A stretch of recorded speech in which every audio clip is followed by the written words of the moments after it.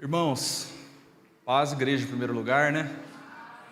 Vou pedir para os irmãos já se assentarem durante a palavra de hoje. A gente vai estar passando por vários textos e no decorrer da mensagem a gente vai lendo com os irmãos vários capítulos, vários versículos da palavra de Deus. Amém?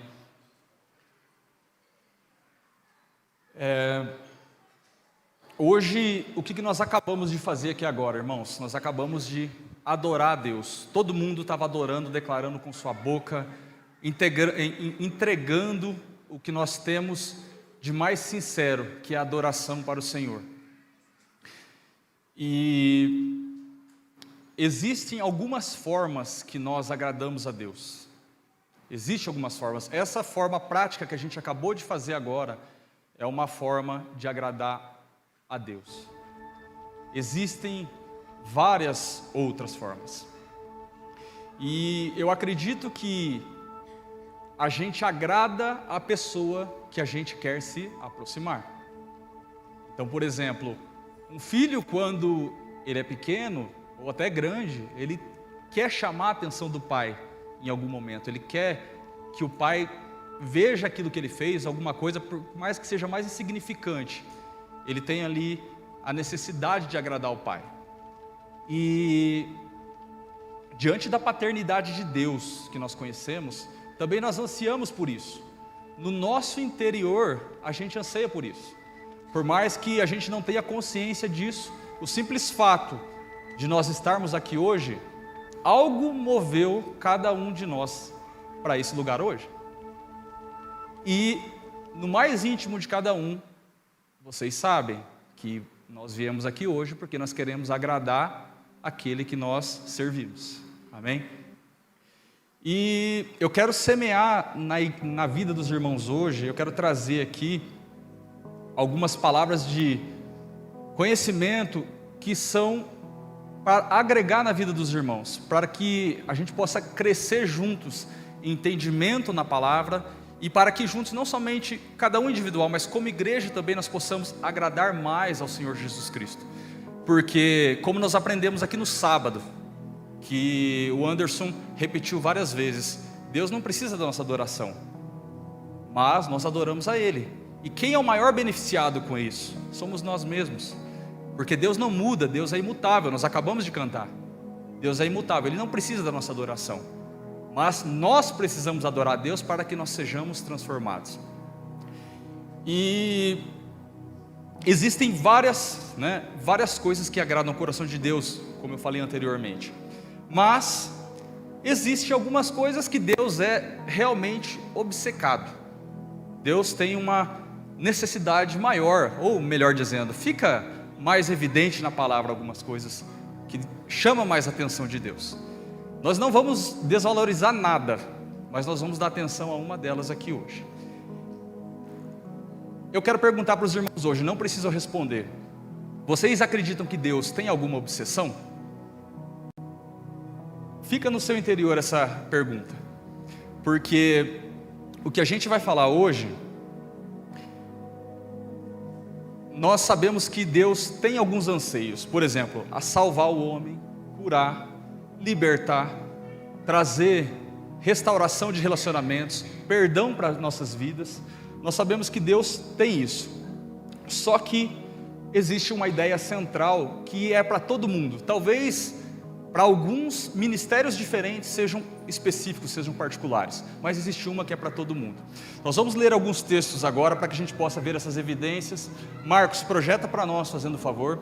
Vamos começar por um texto muito conhecido, Mateus 7,19. A gente vai passando por alguns textos.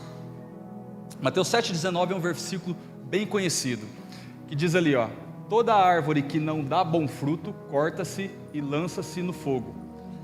Em outras versões diz, toda árvore que não é frutífera.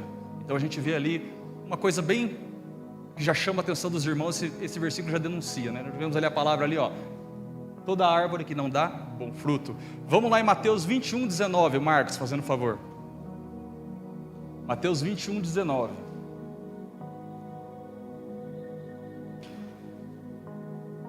E, avistando uma figueira perto do caminho, dirigiu-se a ela e não achou nela senão somente folhas. E disse-lhe: nunca mais nasça fruto de ti, para sempre. E a figueira secou imediatamente. Amém? Vimos ali novamente, porque essa figueira era uma figueira infrutífera. Vamos em João 15, 1, 2. João 15, versículo 1 e versículo 2.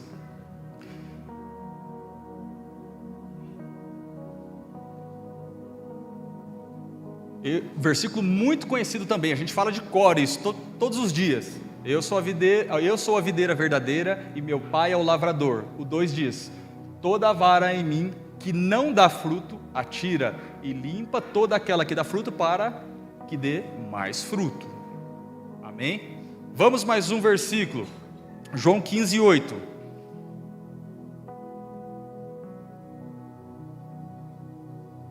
João 15, 8.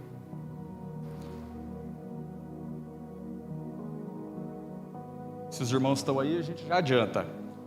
Nisto é glorificado meu Pai, que deis muito fruto. Aqui já começa a apertar o negócio, ó. Que deis muito fruto, e assim sereis meus discípulos. Mais um, João 15, versículo 16 agora. Não me escolheste vós a mim, mas eu vos escolhi e vos nomeei, para que vades e deis fruto, e o vosso fruto permaneça, a fim de que tudo quanto em meu nome pedirdes ao Pai, Ele vô-lo conceda. E por último, vamos lá em Romanos 7, versículo 4. Romanos 7, versículo 4.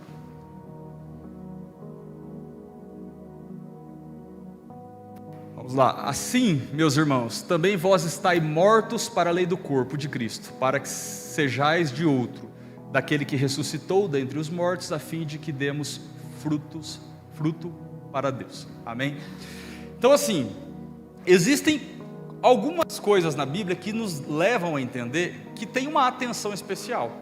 Olha só, a gente navegou por alguns textos ali que são palavras, muitas palavras de Jesus, do próprio Jesus. Jesus aparece, né, falando e nos 4 livros que são os evangelhos. Mas por que Deus deu tanta atenção para isso? Porque deve ter algo que Ele realmente anseia ali, que chama a nossa atenção. E nós conseguimos perceber que isso talvez seja uma obsessão de Deus. Talvez não, com certeza é uma obsessão de Deus, que a gente produza esse fruto. E esse fruto, ele é algo que muitas vezes ele é um pouco confuso nas nossas vidas. Eu falo isso porque, apesar de viver muito tempo na igreja, isso não era muito claro, né?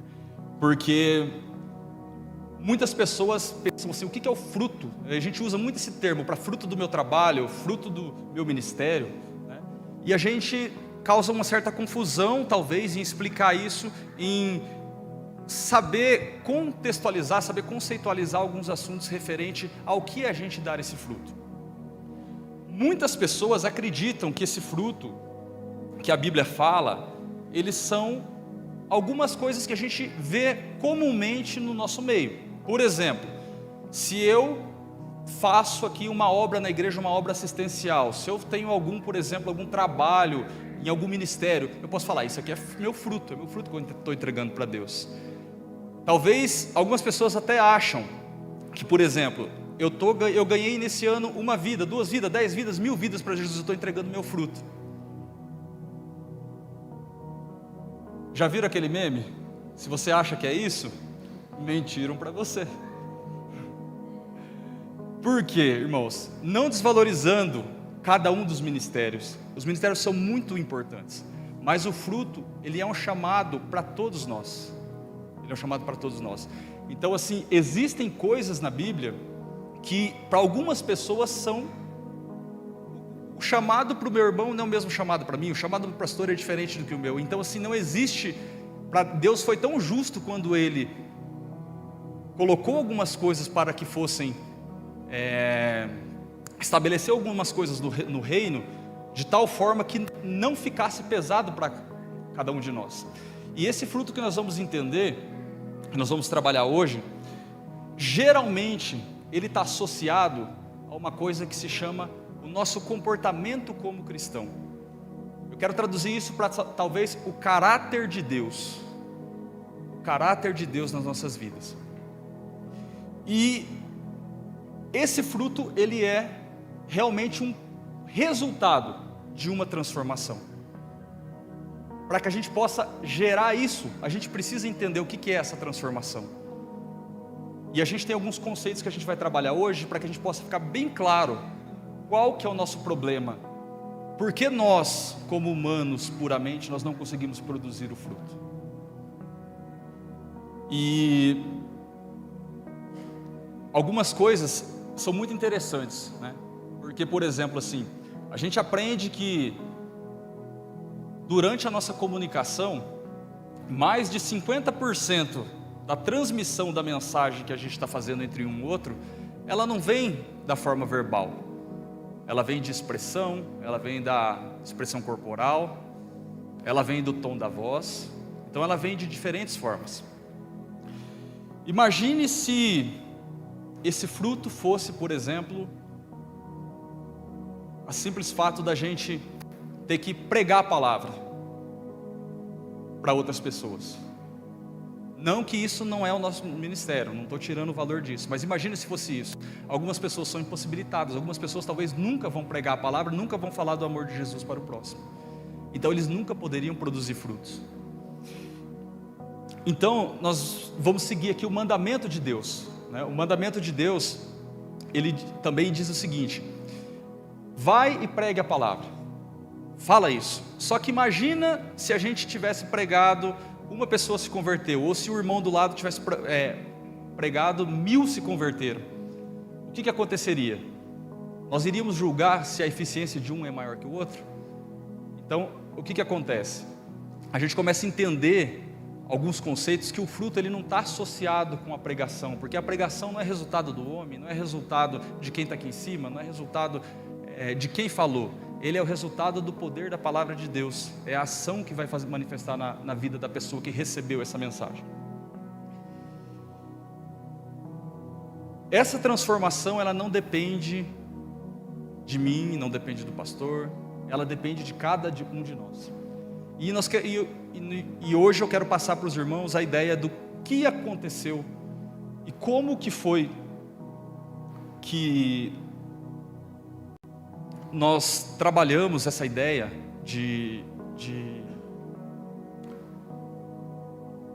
que nós possamos chegar à seguinte plenitude de manifestar esse fruto.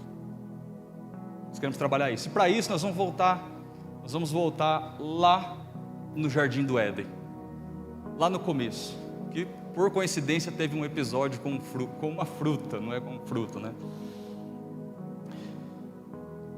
Projeta para nós, Marcos, fazendo favor, Gênesis 1, 26.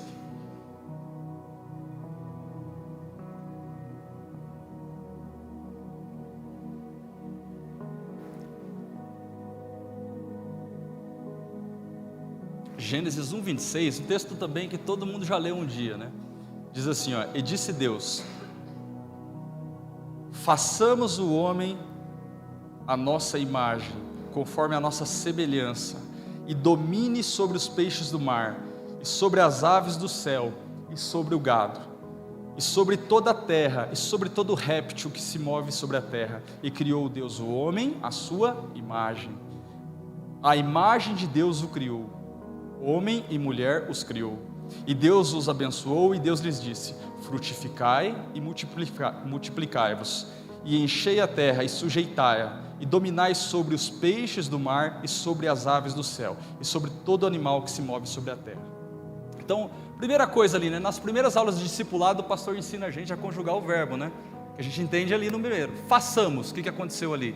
Deus, quando na sua criação, como que ele construiu o homem? Ele construiu o homem à sua imagem e semelhança. O estado do homem para com Deus, conectando com o tema da mensagem de hoje, o caráter do homem e o caráter de Deus estavam em um lugar só. Então, irmãos, fazendo uma análise simples, pergunta retórica também, não precisa responder. Com quem que nós gostamos de nos relacionar?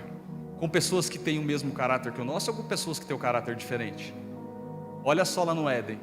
Deus fez o homem com o mesmo caráter dele. E ali era o primeiro lugar aonde Deus criou, era o lugar de relacionamento com Deus. Aquele jardim foi feito especialmente para o homem, porque desde o princípio, Deus ansiava em ter relacionamento. Isso continua até nos dias de hoje. E a humanidade até esse momento era uma humanidade perfeita, não existia o pecado no mundo. Tudo que acontecia ali era perfeitamente a clareza, era perfeito aquilo que Deus planejou. Por quê? O homem, a palavra diz que o homem visitava Deus visitava o homem todos os dias. Só que nós sabemos que alguns versículos mais para frente acontece um episódio muito importante na Bíblia, que se a gente não entender esse episódio, talvez algumas coisas nunca fiquem claras para nós na Bíblia, que foi a queda do homem para o pecado. Quando o homem foi vencido pelo pecado, quando ele comeu aquela fruta que Satanás o persuadiu Eva, que consequentemente entregou ela para Adão, aconteceu a queda. Nesse momento, talvez seja a maior transformação que aconteceu na humanidade de todos os tempos. Esse episódio. Mas por que a Bíblia só fala em um versículo dessa queda? Porque teve um problema muito grande que aconteceu ali. O homem, ele perde a condição e o caráter de Deus nesse momento. O espírito do homem que vivia dentro dele morreu. O espírito agora está morto. E o que acontece? Ele perde a condição de relacionamento com Deus. A palavra diz que o pecado, ele causa separação entre o homem e Deus. E nesse momento, literalmente, aconteceu a separação.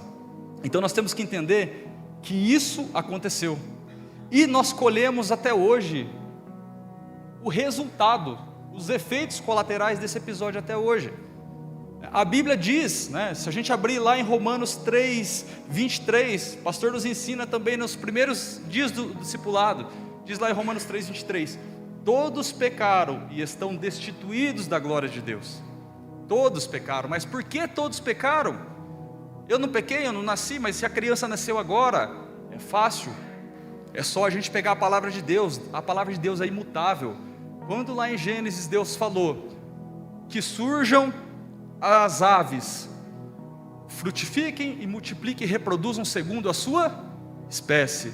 Quando surgem os peixes, reproduzam segundo a sua espécie.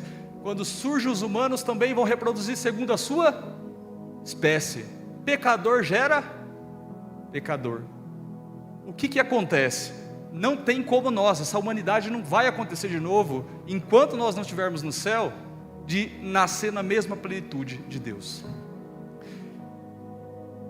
E essa consequência, ela prova uma coisa que é terrível, mas a consciência dela nos torna melhores diante de Deus. Ela prova a nossa incapacidade. Ela prova a nossa incapacidade que nós nunca vamos chegar a ter o caráter de Deus sem Deus. Nós nunca vamos ser pessoas melhores, nós nunca vamos conseguir transformar as nossas próprias vidas com o nosso interior humano. Então nesse momento, quando aconteceu a queda, o molde do homem feito por Deus foi deformado. É a mesma coisa da forma ser deformada, nunca mais vai sair o mesmo plano, nunca vai acontecer. Ocorreu esse problema. E na Bíblia existem alguns versículos que são versículos-chave. Não que também a gente esteja desmerecendo alguns versículos, mas existem alguns versículos que são versículos-chave, que nos clareiam esse entendimento de qual é o plano de Deus para com nossas vidas. Eu vou pedir para o Marcos abrir ali, Ezequiel 36, o 26 e o 27.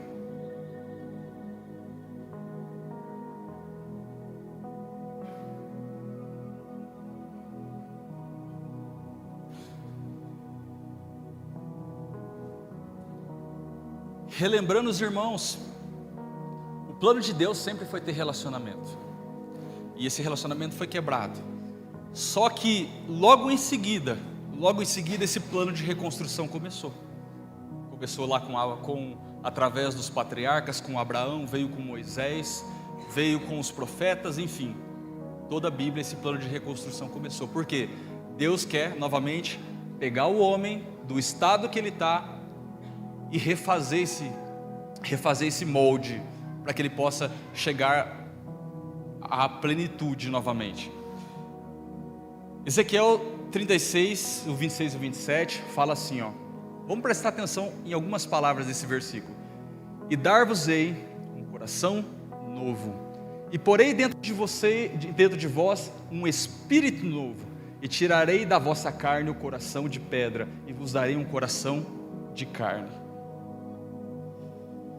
Irmãos, esse versículo, eu já tinha entendido em partes, mas quando a gente começa a conectar algumas partes da Bíblia nele, ele explica algumas coisas que são muito reveladoras para nós. A primeira coisa que a gente precisa entender, que esses dias, quando eu li isso a primeira vez, me abriu os olhos, é o sentido dessa palavra, coração, nesse versículo. Quando o profeta Ezequiel escreveu aquilo ali, e a gente pode pegar no original, no hebraico, aquela palavra coração, ela não está dizendo do nosso órgão, literalmente. Ela está falando de alguma coisa no meio. Alguma coisa no meio. Um exemplo prático disso, a nossa igreja, ela fica no centro da cidade. Então a gente pode falar tranquilamente, a nossa igreja fica no coração da cidade. Às vezes a gente tem um problema em uma peça fundamental do carro, uma peça que seja importante para o funcionamento, a gente pode falar, o problema está no coração do motor. Entenderam? Que coração que o profeta falou ali? Ele falou do espírito morto. Ele não falou do coração, órgão dizendo. Ele falou daquilo que está dentro de nós. Ele falou que o plano de restauração começaria fazendo o quê? Tirando o morto e colocando o vivo. Só que talvez possa causar algumas confusões, só que a palavra ela é muito clara. Talvez gere alguns textos que gerem talvez uma certa dubiedade, mas a gente consegue esclarecer alguns pontos. Vamos pegar um versículo que é muito conhecido também. Abre lá, Marcos, fazendo favor. Provérbios 4, 23. Provérbios 4, 23.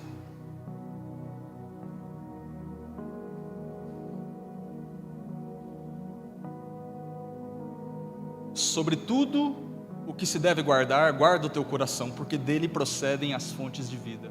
Da onde que procede tudo? Vem de dentro para fora. Mais um versículo muito conhecido, Marcos, coloca lá para nós, Jeremias 17, 9. 17, 9. Enganoso é o coração, mais do que todas as coisas, e perverso. Quem o conhecerá? De que coração que ele está falando? Do nosso espírito, que estava morto. Nessa época que o profeta escreveu isso, foi uma época anterior a um homem passar aqui na terra, o homem mais conhecido, o nome mais poderoso, o homem mais falado da história.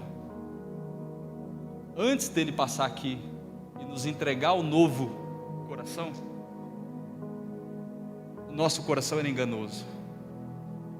Mas nós temos que, quando lê esse versículo, entender, a gente está falando isso aqui do espírito morto, nós não estamos falando do nosso coração renovado. A prova disso é que quando nós abrimos lá em Romanos, por favor, Marcos, Romanos 10, versículo 9, Romanos 10, versículo 9 e 10.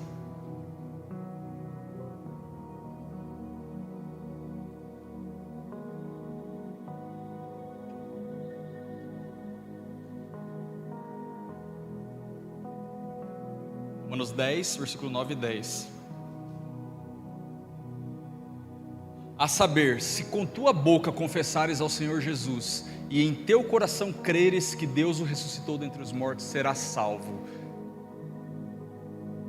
10. Visto que com o coração se crê para a justiça e com a boca se faz confissão para a salvação. Olha só a mudança do contexto. Qual o coração que ele está falando ali agora? O novo Espírito. Paulo escreveu isso quando? Após Jesus passar pela terra. Então teve uma mudança ali. E tem alguns episódios também que deixa muito claro isso, que a gente pode conectar e trazer para a nossa mensagem de hoje. Por exemplo, quando Nicodemos, que era o mestre da lei, chega para Jesus e fala assim: mas como que eu posso nascer de novo? Eu não entendo isso, eu vou voltar para o ventre da minha mãe? Jesus estava falando do quê? Do novo nascimento, do quê? Do Espírito. A gente acredita que, por que o nascimento ele foi colocado como a expressão para explicar isso de novo? Uma vez eu vi uma explicação que o reino do céu é semelhante ao nascimento, que uma criança, quando ela está no ventre da mãe, ela está num mundo muito limitado, ela está dentro da barriga, num lugar escuro, aonde que ela não vê nada, apertado. Só que quando acontece o nascimento, ela é apresentada para o mundo de fora, ela consegue ver novas coisas, ela consegue sentir novos cheiros, ter novos sentidos. Semelhante a isso, eu acredito que é o novo nascimento com Deus. Nós somos apresentados a um novo mundo, a um novo reino, que quem não nasceu, quem está preso dentro do ventre ainda, ou nunca vai conhecer. E a primeira coisa que a gente precisa entender, que sem esse novo nascimento, e tendo a consciência de como nós estávamos, o que nós precisamos passar, nós nunca vamos conseguir manifestar o fruto. Por que a gente voltou lá atrás? Porque um dia, Jesus disse uma coisa muito, muito importante. Abre lá fazendo favor, Marcos, João 20, o versículo 22.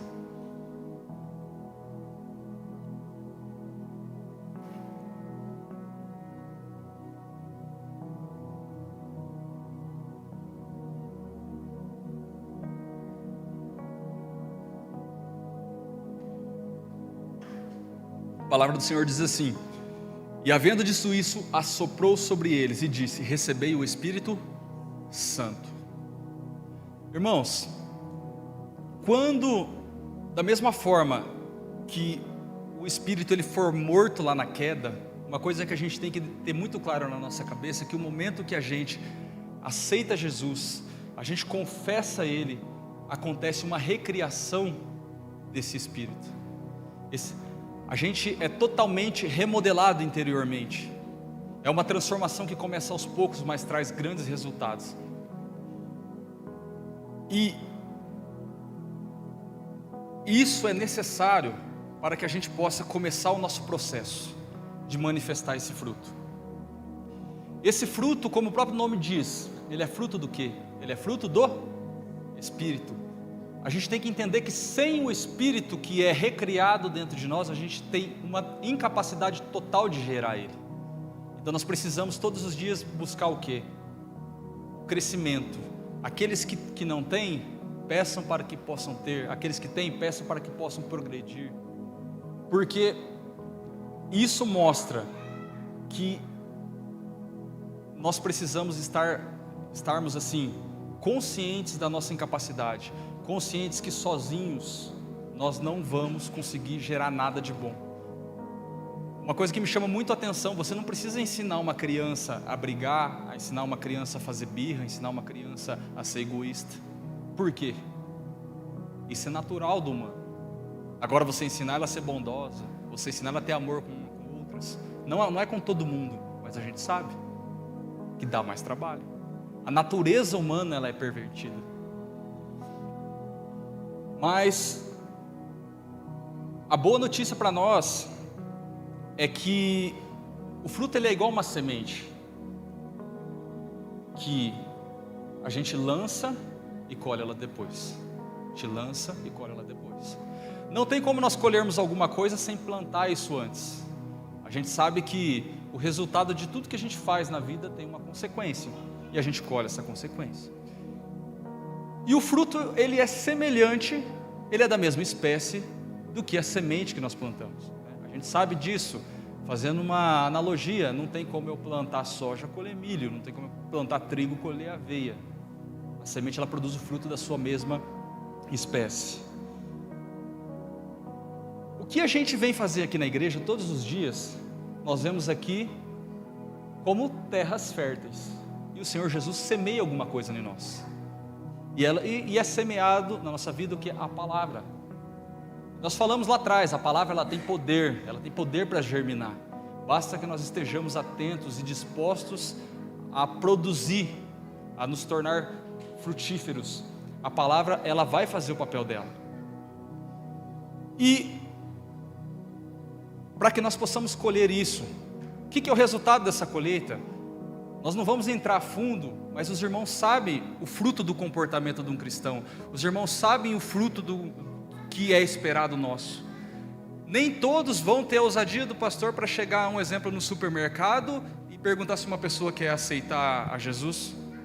Nem todos vão pegar e ir numa praça, talvez ir em uma escola e uma universidade. Mas todos nós conseguimos manifestar o comportamento e o caráter de Deus através dos atributos que são conhecidos nossos, através dos atributos que estão lá em Gálatas 5:22, que são os frutos, que é o fruto do Espírito, os atributos dele, o amor, a alegria, paz, longanimidade, benignidade, bondade, fidelidade, mansidão e domínio próprio. Isso aí é o que? É o caráter de Deus visto aos olhos humanos.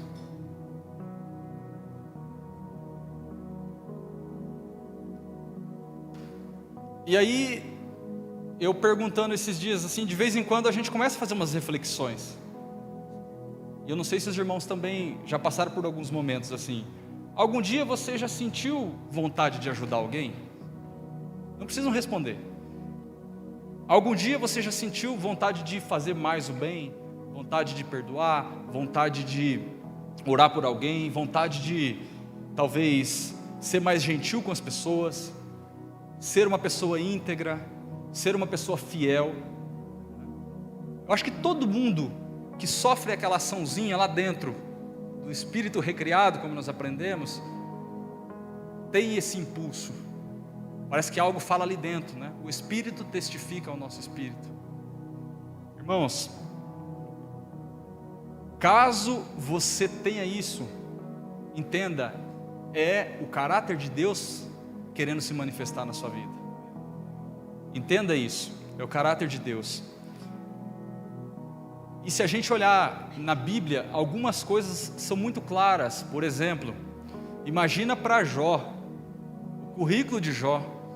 Quando Deus chegou para Satanás, né, na verdade Satanás se apresentou na frente de Deus, Deus falou assim: olha, meu servo Jó, íntegro, íntegro. Currículo de Abraão, íntegro, íntegro. Algumas qualidades, elas realmente chamam a atenção de Deus. E esse processo que nós falamos, para a gente manifestar o fruto, ele começa no interior e ele vai para o exterior. E eu quero deixar uma mensagem de esperança aqui para nós hoje. Não é uma mensagem de advertência, é uma mensagem de esperança, porque esse é um processo da nossa santificação. Quando a gente aceita Jesus, a gente entra numa santificação que ela é progressiva, a gente vai crescendo.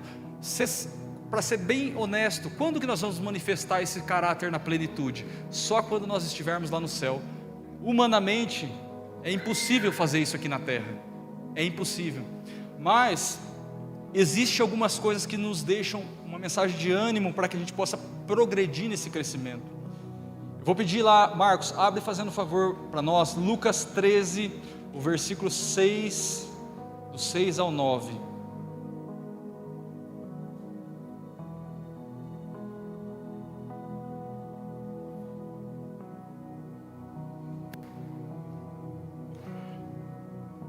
O texto diz assim: e dizia esta parábola: um certo homem tinha uma figueira plantada na sua vinha, e foi procurar nela fruto.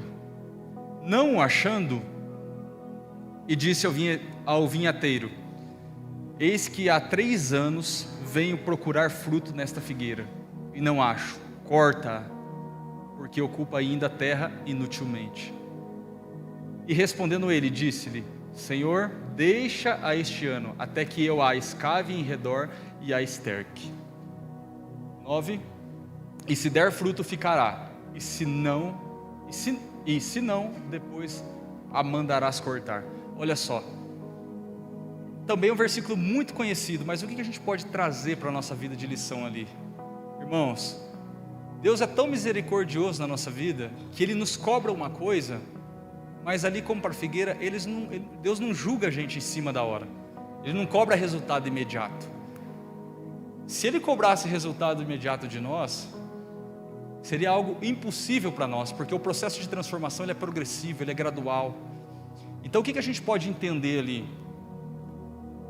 Que esse processo, ele é um processo que com a figueira demorou ali, ó. Ele falou assim, eu vou dar mais um tempo ainda para ela, e já fazia 3 anos, então talvez não fosse algo que aconteceu um dia, um mês, né? Talvez uma safra. Só que esse processo, a gente também tem que ter a consciência, mas não é porque Deus é paciente, longânimo, Deus é manso, Deus tem todos os atributos, eu não vou começar a semear na minha vida para que eu possa manifestar esse caráter de Deus na minha vida. Porque também quanto mais eu demorar para semear, mais tempo eu vou demorar para colher. Essa é uma analogia que a gente tem que fazer uma pergunta para nós mesmos. O que a gente está semeando hoje na nossa vida? Essa manifestação, essa autoanálise do caráter de Deus, a gente está fazendo com todos os dias nas nossas ações? Pode ser a coisa mais simples, né? Na nossa casa, no nosso trabalho, nos nossos relacionamentos, enfim, a gente está manifestando o caráter de Deus ali? Por quê? Como a gente viu ali, Deus dá um tempo, mas um tempo também é um tempo que tem um fim. E um ponto muito importante que a gente tem que entender que, como na parábola ali, tempo e adubo, o que a gente pode traduzir aqui para o dia de hoje nosso? É paciência e investimento. Paciência e investimento. Paciência porque nada acontece do dia para a noite. A gente pode ver que tudo acontece por processos, né? Se a gente pegar, por exemplo, todos os episódios da Bíblia passaram por processos de crescimento, crescimento emocional, de sabedoria. Então algumas coisas a gente precisa passar. E esse processo, ele talvez seja doloroso para nós, só que existem alguns conceitos que a gente precisa entender muito bem, que são necessários para que a gente possa passar por esse processo. Um deles é um versículo que a gente já leu, a gente vai ler novamente. Volta lá, Marcos, por favor, em João 15, o 1 e o 2.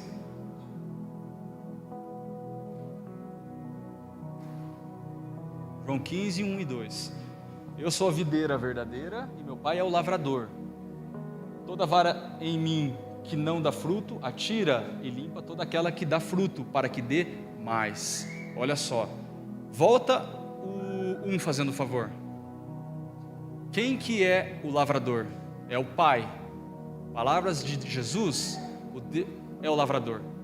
Então ele já está semeando. A palavra que a gente escuta todos os dias, que a gente lê nos nossos devocionais, que a gente assiste uma mensagem, que a gente compartilha com os irmãos em momentos de convivência, momentos de mesa, você ouvindo um louvor, você vindo na igreja, você sendo realmente um cristão no seu dia a dia, você já está recebendo essa semente do lavrador.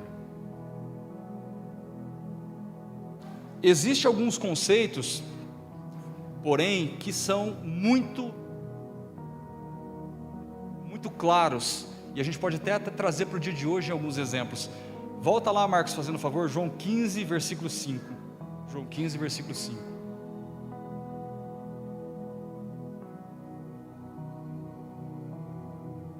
A palavra diz: eu sou a videira, vós as varas, quem está em mim e eu nele, esse dá muito fruto, porque sem mim nada podeis fazer. Irmãos, o que tem ali, ó? Interpretação desse versículo: sem conexão não há frutificação. Um exemplo muito prático disso: tentem quebrar um galho de uma árvore, um galinho pequeno, quebra e joga no asfalto. Fiquem analisando para ver quanto tempo que ele demora para murchar. Analisa. Quando ele está na árvore, ele fica quanto tempo? Sem água, passando talvez por situações precárias, mas tira ele para você ver do ramo. Tira ele ali do caule e joga na rua para você ver. Então, irmãos, o que a gente pode entender com isso? A conexão com Deus, ela é muito necessária. Essa conexão, ela é o quê? É o relacionamento. Para mim produzir fruto, eu tenho que ter relacionamento, mas para mim ter relacionamento, eu tenho que ter caráter, senão Deus não vai ter relacionamento comigo. Entenderam? Não adianta eu tentar chegar perto de Deus da forma que eu estou em pecado, a forma que eu estou manifestando obras da carne. Não adianta, Deus não vai ter esse relacionamento comigo. Deus é um Deus de reciprocidade. Quando eu dou um passo, Ele dá um também. Só que em tudo na Bíblia, milagres, inúmeras situações, por mais que Deus pudesse fazer o milagre e simplesmente acontecer, tinha uma ação humana. Tinha uma ação humana. Deus poderia abrir o mar vermelho sem Moisés? Poderia, mas Ele queria ver a fé de Moisés. Falou: Moisés, toca ali no mar. Moisés foi lá e colocou o cajado no mar, abriu. E o que acontece? Não diferente disso é a nossa vida. Não diferente disso. Deus poderia estabelecer uma conexão com nós? Sim. Ele poderia vir e simplesmente impor uma conexão com nós. Mas Deus não quer ser o nosso, Ele não quer ser o nosso chefe. Deus quer ser o nosso amigo. Amigo não impõe, a aproximação é natural. Amém?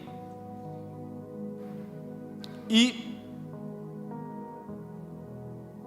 essa íntima conexão que nós desenvolvemos com Deus é o adubo que a gente fala.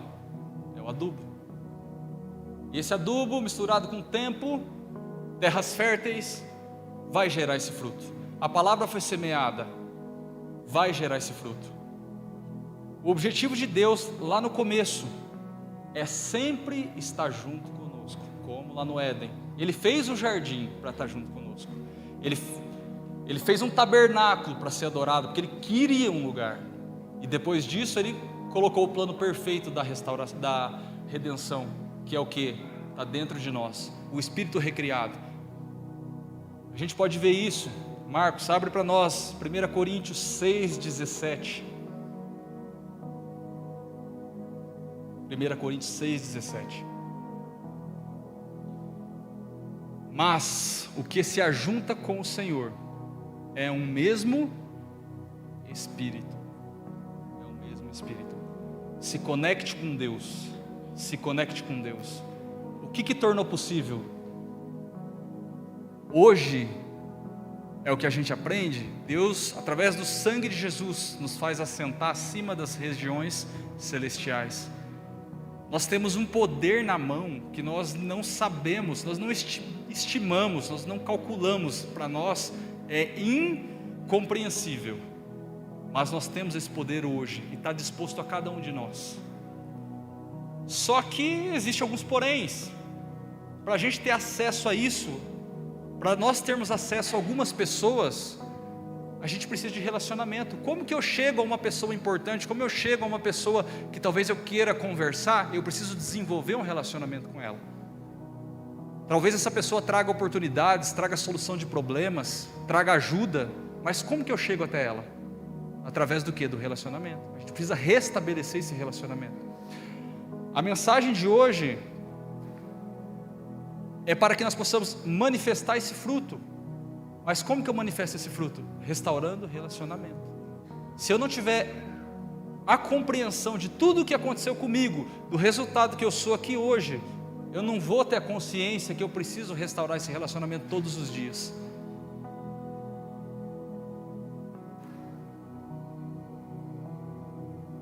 Irmãos, tem algumas coisas na palavra de Deus que deixa a gente assim até intrigado algumas vezes.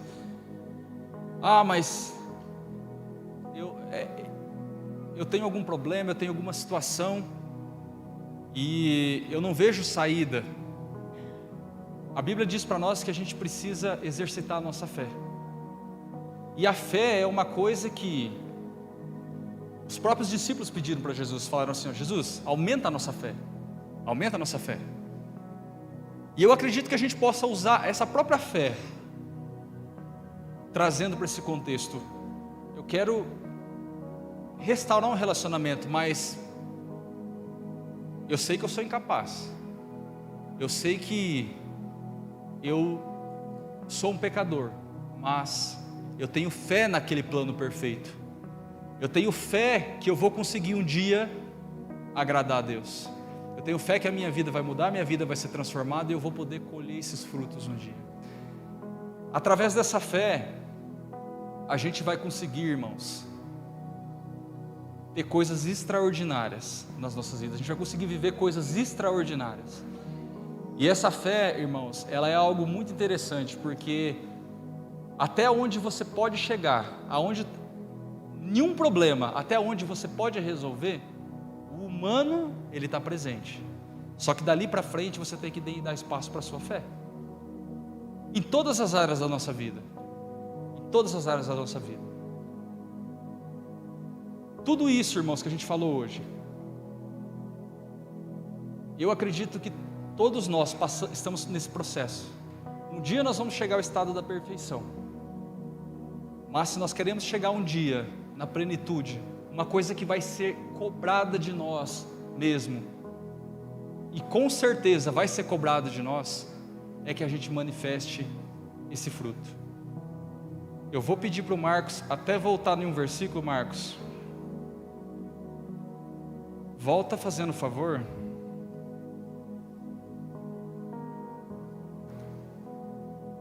Mateus 7, 20 e 23.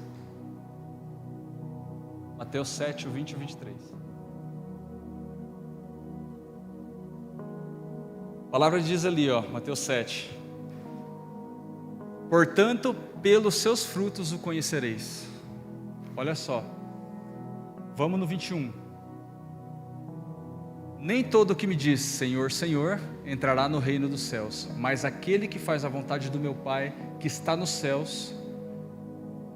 Mas aquele que faz a vontade do meu Pai que está no céu. Muitos me dirão naquele dia: Senhor, Senhor, não profetizamos em teu nome? Profetizou? Profetizou. Profecia é um dom, mas não é um fruto. Mas é um dom. Em teu nome nós expulsamos demônios? Sim. É possível a pessoa expulsar demônio e não ter fruto. Em teu nome não fizemos muita maravilha? Sim. Acontecem muitos milagres. Só que imagina se Deus fosse julgar a gente por milagre. Imagina se a gente fosse ser julgado por dom. Muitos de nós, perante Deus, seríamos injustiçados. Nós teríamos essa incapacidade. Não estou tirando a importância de cada um daqueles ministérios, daqueles dons. É algo maravilhoso, são sinais que acontecem no nosso meio. São sinais do Espírito Santo que são visíveis nas pessoas, no nosso meio. Nós precisamos daquilo ali. Mas talvez aquilo ali não é para todos. Mas o que é para todos? O que está dito lá no primeiro versículo: que Deus vai conhecer a gente pelo nosso fruto. Amém? Eu quero, já caminhando para o final, eu quero pedir para a igreja se colocar de pé, fazendo favor. O pastor pode subir, fazendo favor.